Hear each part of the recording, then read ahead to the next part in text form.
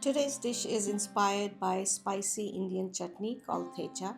It's made with peanuts, chili peppers, garlic, and fresh coriander. I start by roasting 2 tablespoons of peanuts. These are raw peanuts. I'm going to roast them till they get a little fragrant.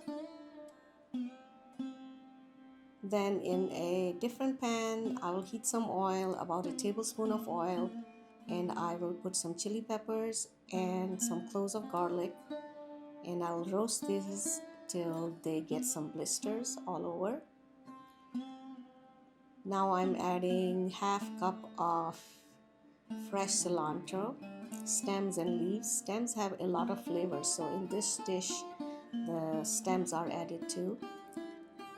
Now I'm gonna make a coarse paste of this mixture, peanuts and this garlic mixture that I have. I'm going to make a coarse paste.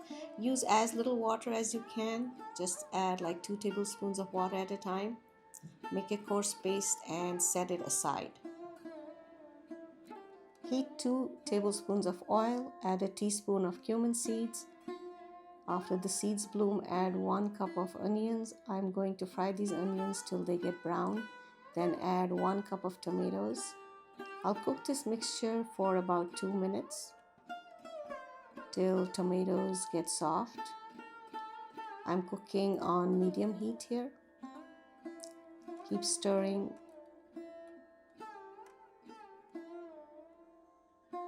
Tomatoes look soft. I am going to add the thecha chutney that we made. Season with some salt, turmeric powder, and now we will mix it. We want to make sure this spices are evenly mixed, and all this time the heat is on low. And now I'm adding 14 ounces of tofu. I press this tofu. You don't have to press tofu, but I like pressing it because I think it absorbs flavors much more if it is pressed. But I know a lot of people don't like pressing tofu, and here I am very gently mixing tofu with the thecha chutney, making sure all pieces are evenly coated. And that's it. We can take it off the heat and we can serve it.